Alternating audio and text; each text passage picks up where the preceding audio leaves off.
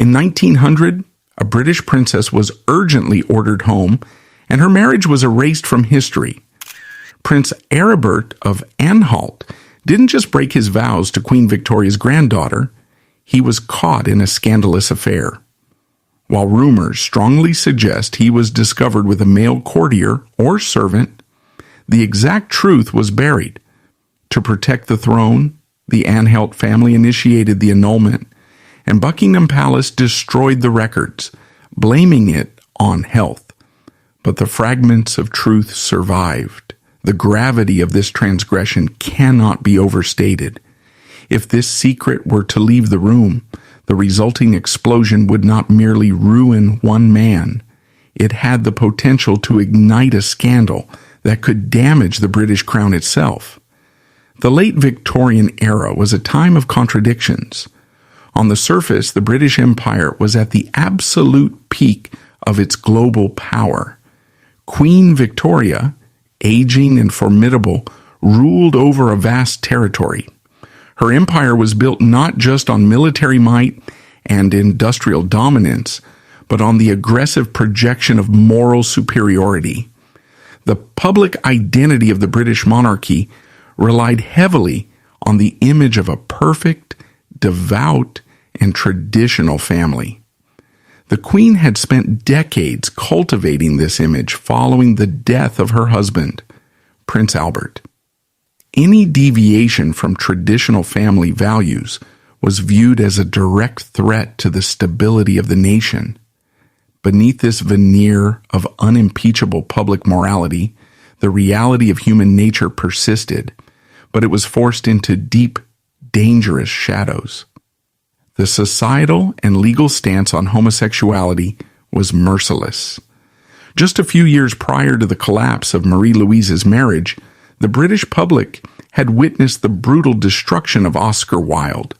Wilde, a man of immense talent and social standing, was dragged through the courts, publicly humiliated, and sentenced to hard labor simply for his sexuality.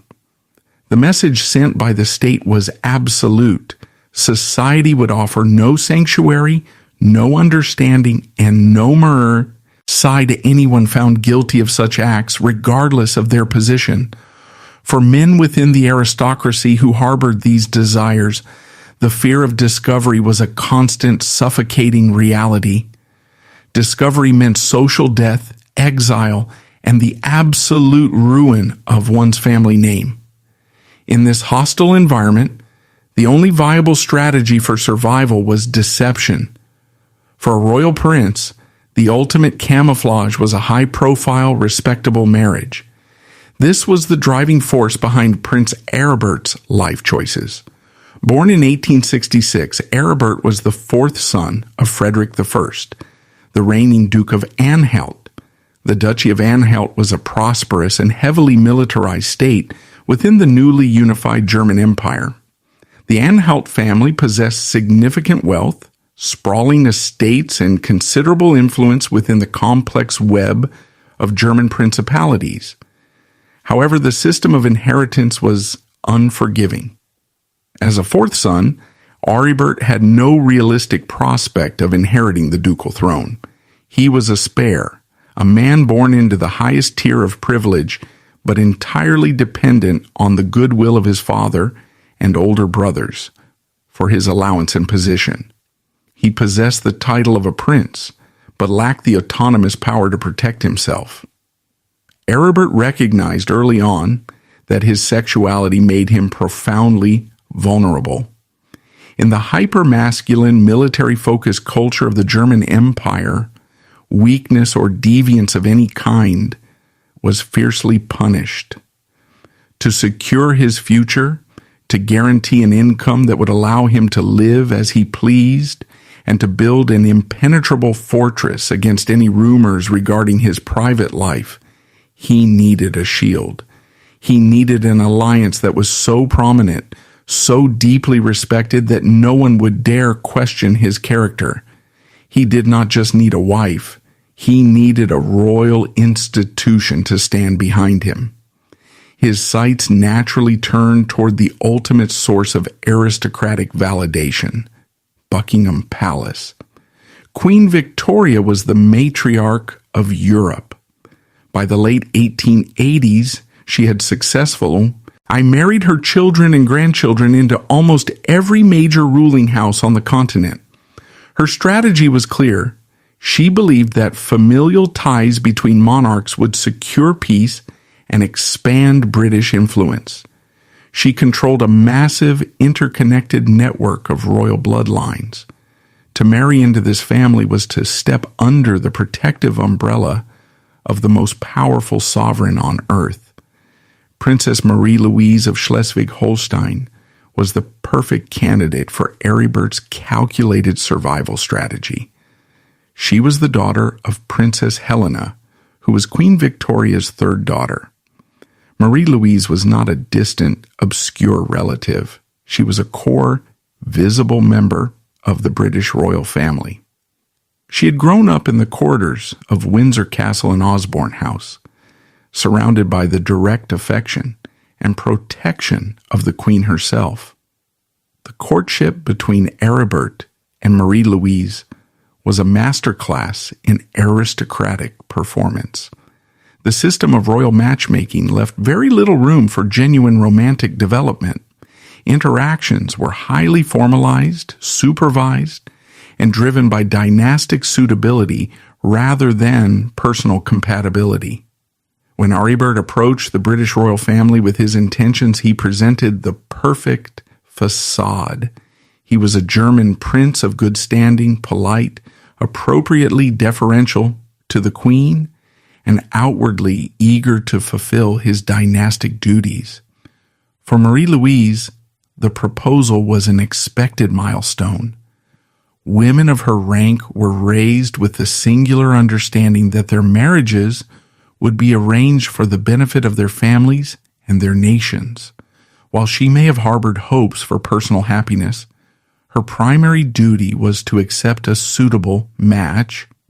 Aribert appeared to be exactly that. He offered her a stable position within the familiar network of German and British nobility. Queen Victoria scrutinized the match and gave her definitive approval. The Queen was deeply invested in the lives of her grandchildren and viewed this union as their successful placement on the European chessboard. She did not merely give her blessing, she threw the immense financial and logistical weight of the British crown behind the event. The preparations for the wedding began with massive scale and precision.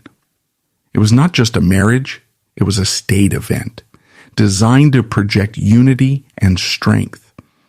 Behind the scenes, legal contracts were drafted stipulating allowances, property rights, and the future status of potential children.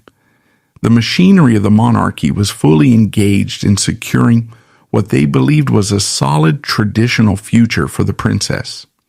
Yet, amidst the grand preparations, the fitting of the silk dresses, the drafting of the guest lists, and the exchanging of diplomatic pleasantries, a profound deception was taking root. The British royal family, for all its immense power and intelligence networks, had a significant blind spot. Their worldview was so rigidly fixed on traditional morality and dynastic politics that they completely failed to recognize the reality of the man they were welcoming into their inner circle. They saw a prince fulfilling his duty. They did not see a man building a fortress of lies to conceal a life that, according to their own laws, was utterly criminal. Aribert moved through the engagement period with calculated precision. He played the role of the devoted fiancé when required, securing his position with every polite conversation and formal appearance. He was securing a lifetime of immunity. He knew that once the vows were spoken, once the archbishop gave his blessing and the queen signed the registry, he would be untouchable. He would have the money to fund his private life, the status to command absolute privacy, and a royal wife to serve as the ultimate unquestionable alibi. The trap was set, and the full weight of the British Empire was helping him close it around an innocent woman. July 6, 1891, arrived with the heavy, unyielding perfection expected of a British state scion. The grounds of Windsor Castle were meticulously prepared, the stone facades reflecting the immense, unquestionable power of the Victorian era. Inside St. George's Chapel, the air was thick with the scent of elaborate floral arrangements and the quiet, heavy anticipation of Europe's most powerful figures.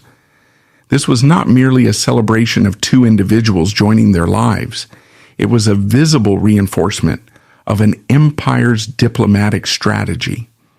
Queen Victoria herself presided over the event, her presence a silent command that every detail must adhere to the highest standards of royal dignity. Sitting among the elite was Emperor Wilhelm II of Germany, a testament to the political weight this union carried across the continent. For Princess Marie Louise, walking down the aisle of St. George's Chapel was the culmination of everything she had been raised to achieve. Dressed in heavy silk and intricate lace, she stepped forward into what she believed was her sovereign duty and her personal future. She was young, highly educated, and entirely committed to the traditional values instilled in her by the British royal family. As she looked at Prince Aribert waiting at the altar, she saw a handsome, respectable German officer. She saw the man who would be her partner in navigating the complex web of European high society. She had no reason to suspect that the vows he was about to recite were, to him, nothing more than a legal contract securing his personal freedom. The ceremony concluded flawlessly. The choir sang, the Archbishop delivered his blessing, and the registry was signed with the heavy, ornate signatures of monarchs and princes. To the outside world and to the newspapers that eagerly printed the details of the royal wedding, it was a triumph. It was a picture-perfect alignment of two great noble houses. But the moment the heavy doors of the carriage closed, whisking the newlywed couple away from the cheering crowds and the scrutinizing eyes of the Queen, the intricate performance began to unravel. For 9 years, the marriage was a masterclass in absence. Aribert weaponized the rigid protocols of the Anhalt court, volunteering for extended military postings and retreating to his separate quarters whenever forced into proximity. Marie Louise endured this isolation in a foreign state, absorbing the cruel public whispers that blamed her for their empty nursery. She believed his excuses of aristocratic stoicism, completely unaware that his prolonged absences were not a retreat from her, but a descent into a hidden, heavily criminalized underworld. The turn of the 20th century brought with it a palpable sense of change across Europe, a shifting of cultural tectonic plates. The year 1900 was supposed to herald a modern era of industrial triumph and continued imperial dominance. Yet, within the suffocating velvet-lined walls of the Duchy of Anhalt, time seemed entirely frozen. For almost a decade, Prince Aribert and Princess Marie Louise had existed in a state of suspended animation, locked in a marriage that was nothing more than a highly choreographed performance. However, a decade of successful deception does something dangerous to the human mind. It breeds a quiet, lethal arrogance. Prince Aribert had spent 9 years successfully compartmentalizing his existence. He had mastered the art of the dual life, moving seamlessly between the rigid, uniform duties of a German military officer and the hidden underground networks where he could explore his true desires. He had relied on the absolute loyalty of his inner circle the discretion of exclusive clubs, and the geographical distance from his wife to maintain his secret. But over time, the adrenaline of evasion began to fade, replaced by a dangerous complacency. He began to believe his own myth. He looked at the royal crest on his carriages, the deference of the court, and the unquestionable prestige of his British connections, and he concluded that he was fundamentally untouchable. This false sense of invincibility led to a fatal shift in his behavior. In the early years of his marriage, Aribert had been meticulously cautious, keeping his private life geographically separated from his marital home. He understood the fundamental rule of aristocratic survival. Transgressions must occur in the dark, far from the estate.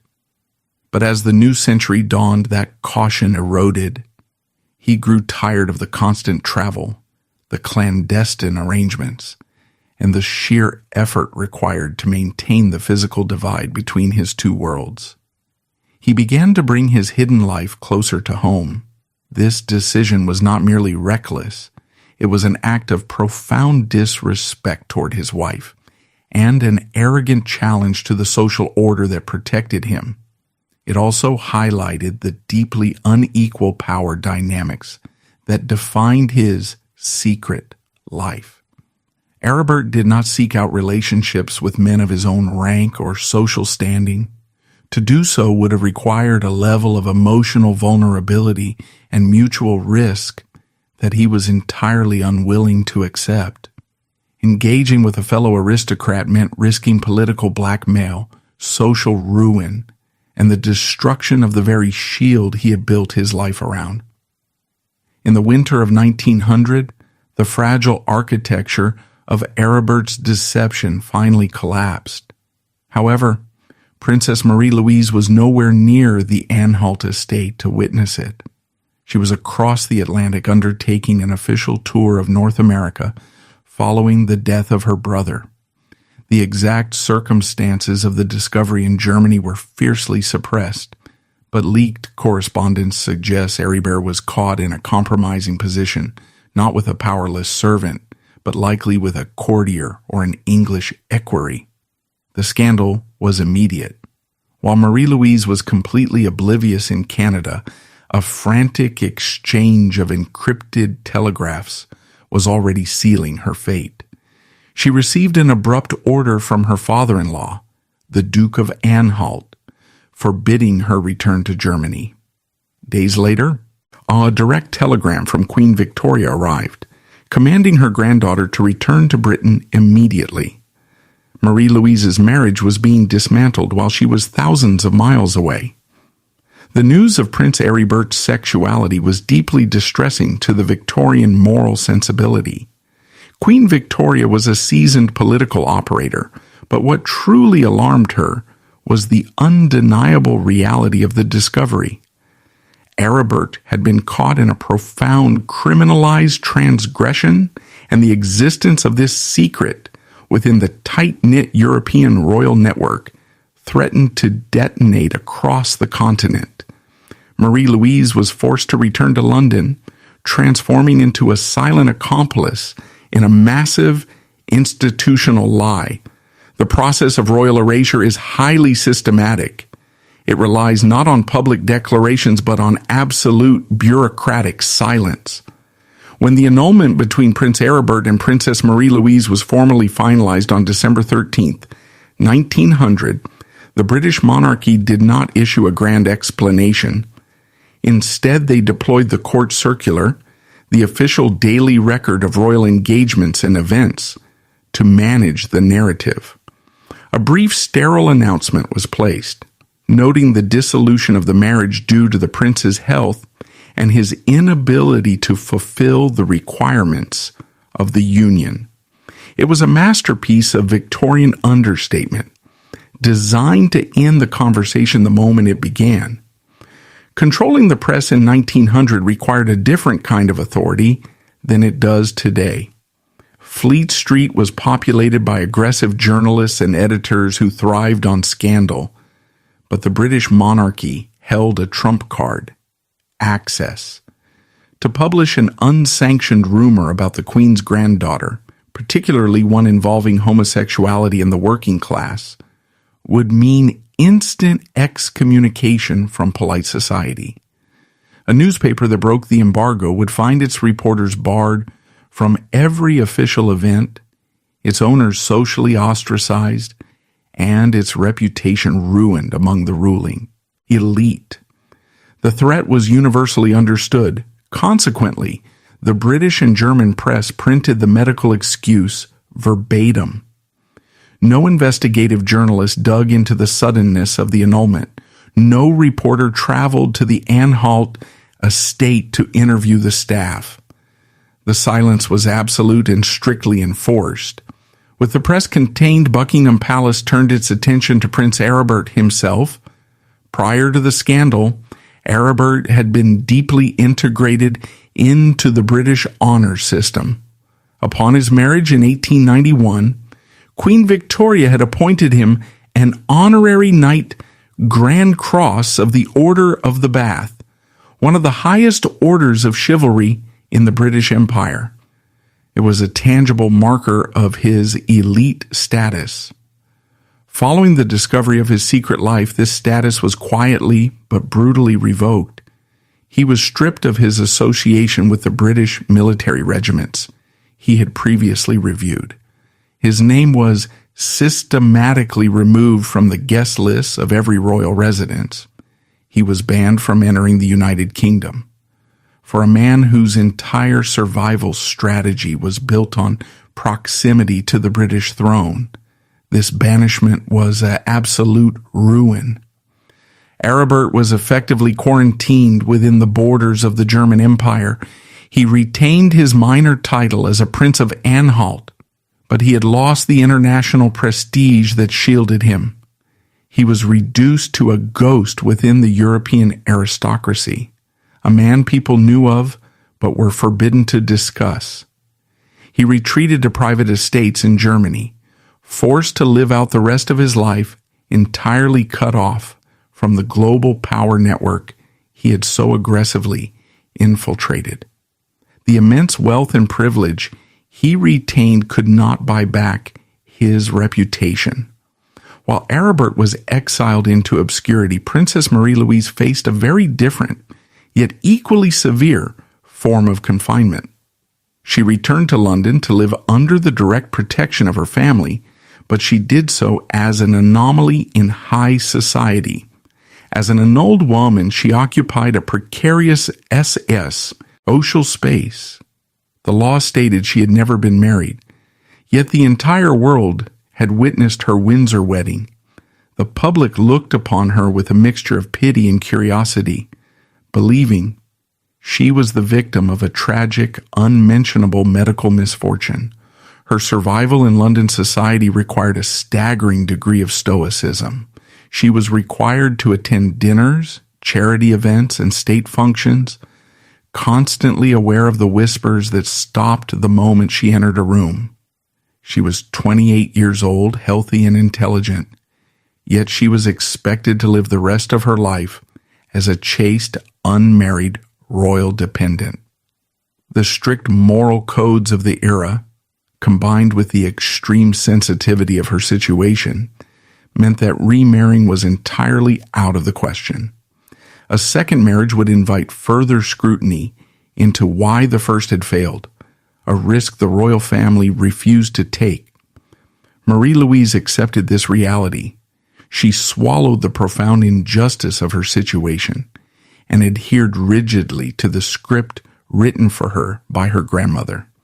She threw herself into public service, focusing heavily on the arts, hospitals, and the nursing professions. Her dedication to duty became her armor. By projecting an image of the tireless, devoted royal servant, she diverted attention away from her personal trauma. She built a new life out of the wreckage of her arranged marriage, but it was a life defined by the parameters of the secret she was forced to carry. The urgency of the cover-up was underscored by a massive shift in the global landscape that occurred just weeks after the annulment was finalized. Queen Victoria, the architect of the erasure, was failing rapidly. The physical toll of her age and the stress of managing the sprawling, complex crises of her family had finally caught up with her. On January 22, 1901, just over a month after Aribert was officially removed from the royal registry, Queen Victoria died at Osborne House on the Isle of Wight. Her death marked the definitive end of an era. The Victorian age, with its rigid moral certitudes and its vast imperial reach, closed with her passing. Her son, King Edward VII, ascended to the throne. The new king was a man of entirely different appetites and temperaments than his mother. He had spent his decades as Prince of Wales deeply immersed in the cosmopolitan, often scandalous high society of Europe. He was well aware of the hypocrisy that ran through the aristocracy. However, when it came to his niece, Princess Marie Louise, King Edward VII had zero interest in revisiting the Anhalt scandal. A change in the monarch did not mean a change in the priority of protecting the crown. The new king maintained the absolute embargo on the truth. The files remained locked. The narrative established by his mother was upheld as unquestionable fact. The transition of power simply cemented the concrete over the secret, ensuring that the true reasons for the end of the marriage would not surface during his reign. The Anhalt cover-up stands as a clinical demonstration of how history is manufactured by those with enough power to enforce a lie. There was no justice for the unnamed servant who was undoubtedly discarded and destroyed by the discovery. There was no public reckoning for Prince Aribert's exploitation of the working class. There was only the swift, brutal reassertion of order. The monarchy recognized a vulnerability, isolated it, and excised it with surgical precision. Princess Marie Louise watched as the world moved forward, the 20th century accelerating into a period of unprecedented technological and social upheaval. She remained a steadfast fixture in the royal household, a living monument to duty and enforced discretion. She bore the weight of the lie out of a profound loyalty to the institution that had both protected her from public humiliation and condemned her to a lifetime of silent, solitary endurance. The early 20th century was an era defined by a rapid, violent acceleration of history. The strict ordered world of the Victorian era, held together by rigid social codes and the interconnected bloodlines of European royalty, was beginning to fracture. For Princess Marie Louise, living quietly in London under the protective umbrella of her family, the years leading up to the First World War were a masterclass in controlled endurance. She had been excised from the German aristocracy and reabsorbed into the British royal household, carrying the status of a woman whose life had been halted by an unmentionable tragedy. Yet, the very mechanism that had been used to silence her, the annulment forced by Queen Victoria, was about to become her greatest salvation. When the assassination of Archduke Franz Ferdinand in 1914 triggered the catastrophic domino effect that plunged Europe into the First World War, the vast network of royal marriages that Queen Victoria had built to secure peace became a terrible liability. Suddenly, British princesses who had dutifully married German dukes and princes found themselves sleeping with the enemy. They were trapped in hostile territory, their loyalties questioned by both sides, and their children drafted to fight against their own British cousins. Because Prince Aribert's marriage to Marie Louise had been legally erased from existence in 1900, she was spared this agonizing fate. The annulment meant she was not the Duchess of Anhalt. She was not a German citizen by marriage. She was completely and legally British. The brutal intervention that had ripped her life apart 14 years earlier now shielded her from the geopolitical nightmare of the Great War. She remained in London, throwing her considerable energy into the war effort. She worked tirelessly in military hospitals, organizing medical supplies and supporting the industrial workforce. She witnessed firsthand the mechanized slaughter of the modern age, a brutal reality that made the petty, vicious cruelties of the aristocratic parlor seem like relics of a bygone era. Across the English Channel, the man who had deceived her was experiencing a very different kind of war. Prince Aribert of Anhalt remained embedded within the military hierarchy of the German Empire.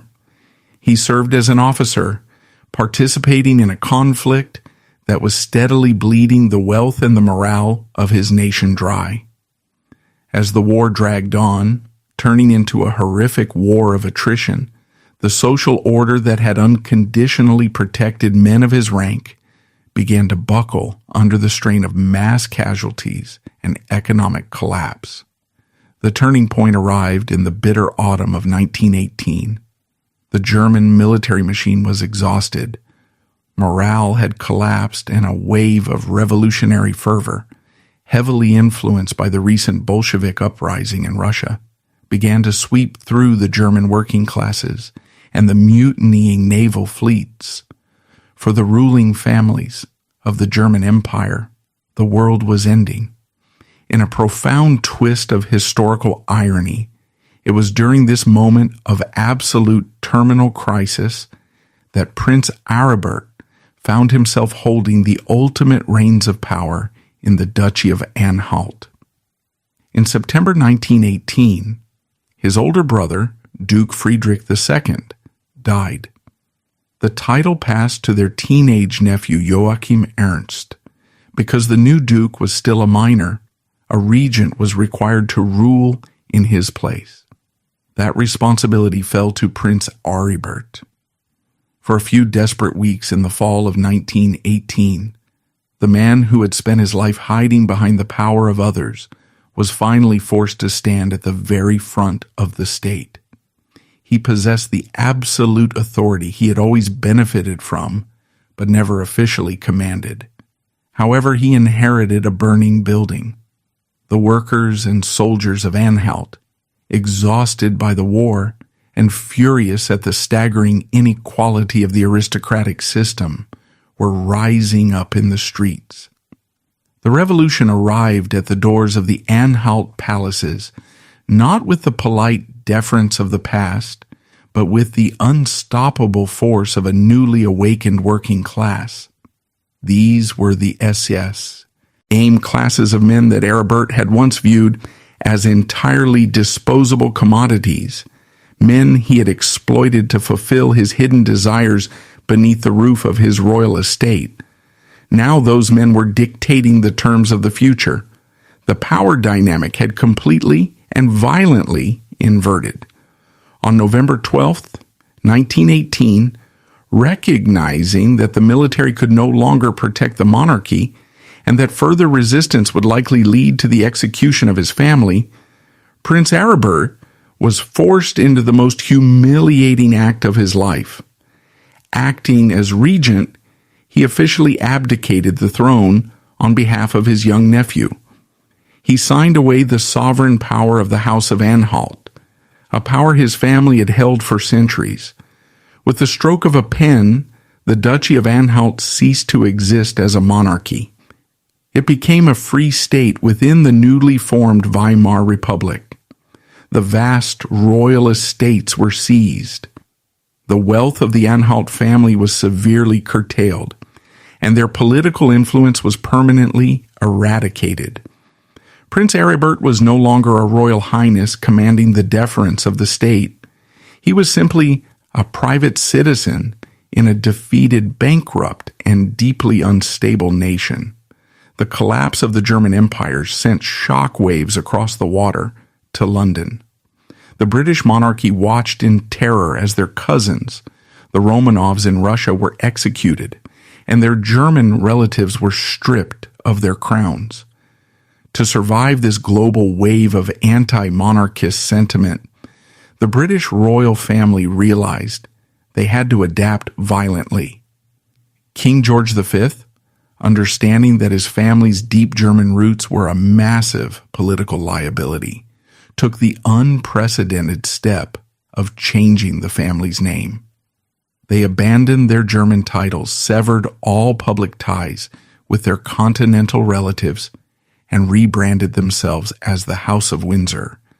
The survival of the House of Windsor required absolute public perfection. There was zero tolerance for scandal in an era when the working classes were actively questioning the necessity of a monarchy. In this highly charged atmosphere, the absolute suppression of the Anhalt scandal of 1900 proved its worth. If the truth about Prince Aribert's exploitation of a male servant had leaked during the tense revolutionary years of the early 1920s, it would have been catastrophic ammunition for British Republicans. It would have perfectly validated the narrative that the aristocracy was deeply corrupt, predatory, and entirely disconnected from the moral standards of the common people. The lie constructed by Queen Victoria held firm. The archives remained sealed. Princess Marie Louise continued her public duties, an uncomplaining soldier for the newly minted House of Windsor. She represented an unbroken link to the Victorian past, a symbol of stoic British resilience. She moved through the roaring 20s and the economically devastated 30s, maintaining her dignified silence, fiercely protective of the institution that demanded her discretion. Aribert, meanwhile, faded into the chaotic background of the Weimar Republic. Stripped of his military rank, his sovereign status, and his international prestige, he lived out his remaining years navigating a completely unrecognizable Germany. The legal and social structures that had once enabled and protected his double life were gone, replaced by a turbulent, desperate society teetering on the edge of extreme political radicalization. The years that followed the collapse of the European empires were a brutal reckoning for the displaced aristocracy. The world had moved on from the gilded cages and strict hierarchies that had defined the 19th century. For Prince Aribert of Anhalt, the 1920s and early 1930s were an exercise in irrelevance.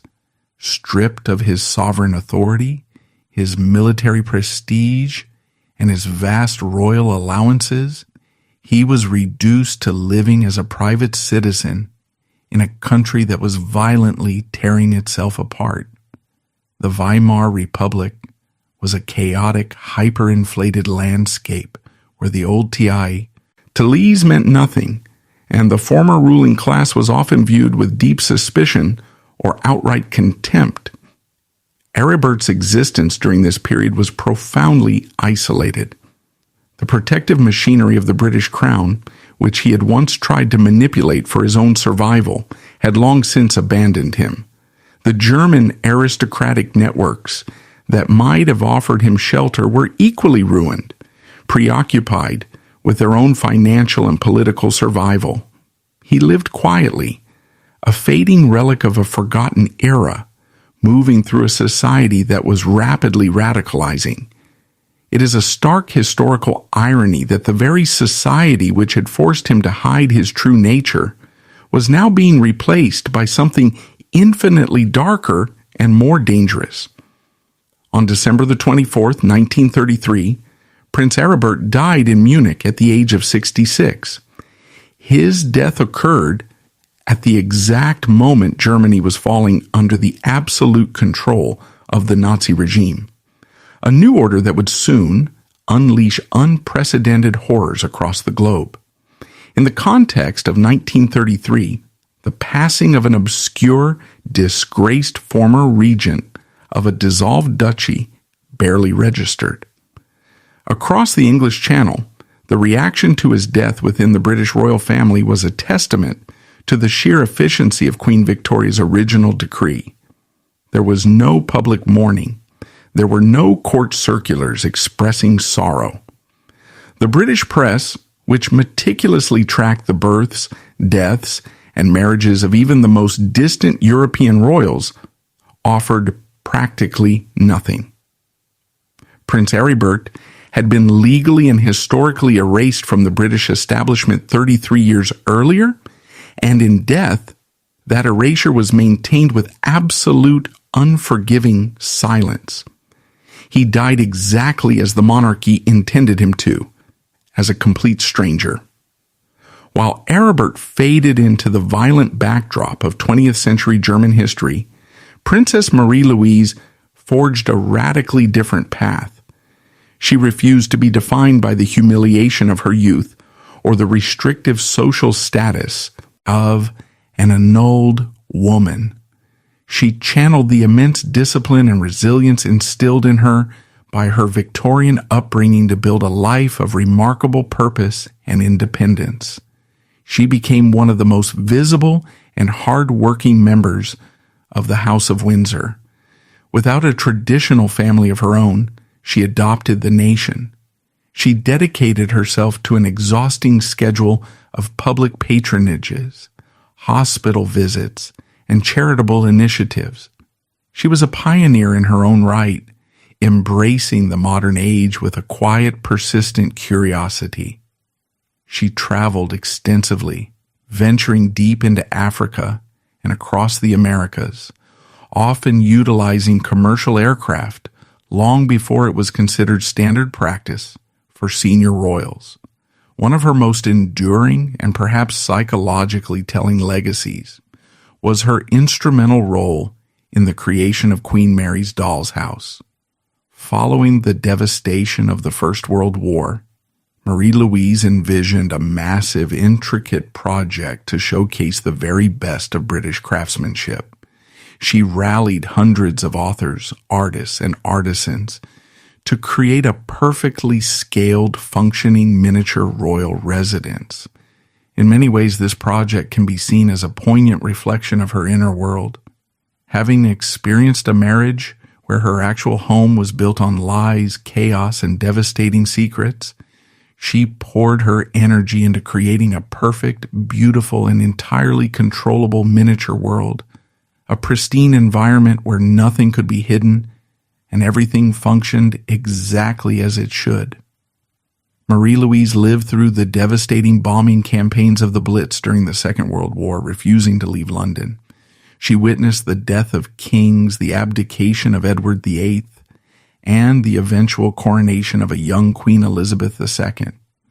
Through all these seismic shifts, she remained a beloved, slightly eccentric, but deeply respected fixture of the royal family. She possessed a sharp intellect, a dry wit, and a reputation for absolute discretion. That discours. Edion was put to its final, most enduring test in the last year of her life. In 1956, at the age of 84, Princess Marie Louise published her memoirs, titled My Memories of Six Reigns. For historians and the public, the book was highly anticipated. It was an unprecedented first-hand account of life inside the royal family, stretching from the zenith of Queen Victoria's empire to the atomic age. The memoir is beautifully written, a gentle, engaging account of a life lived at the center of history. But its most powerful feature is its omissions. When Marie Louise reaches the chapter regarding her marriage to Prince Aribert, the narrative becomes a masterpiece of institutional loyalty. She addresses the union with polite, detached brevity. She mentions the wedding at Windsor. She notes vaguely that the marriage was later dissolved. She offers no anger. She offers no details. She writes of Aribert without malice, but entirely without truth. 56 years after she opened that door in the Anhalt estate and witnessed the destruction of her life, she chose to carry the secret to her grave. She protected the reputation of the man who had ruined her youth, not out of love for him, but out of a profound, unbreakable loyalty to the British monarchy. She understood that exposing the truth about the male servant and the subsequent royal cover-up would damage the institution she had spent her entire life serving. She chose the crown over her own vindication. Princess Marie Louise died quietly in London just months after the publication of her book. With her passing, the last living witness to the winter of 1900 was gone. The official narrative was permanently cemented into the historical record. Prince Aribert died in 1933, a forgotten man in a radicalizing Germany. Princess Marie Louise passed away in 1956, taking the absolute details of her ruined marriage to the grave. The Anhalt scandal reveals a chilling reality about royal history. It is defined as much by what is doxoditis, umented as by what is deliberately destroyed. The British monarchy successfully excised a criminalized prince to protect the crown. The files remain locked in the royal archives, proving that behind the flawless public facade of the Victorian era, the preservation of institutional power always outweighed the survival of personal truth.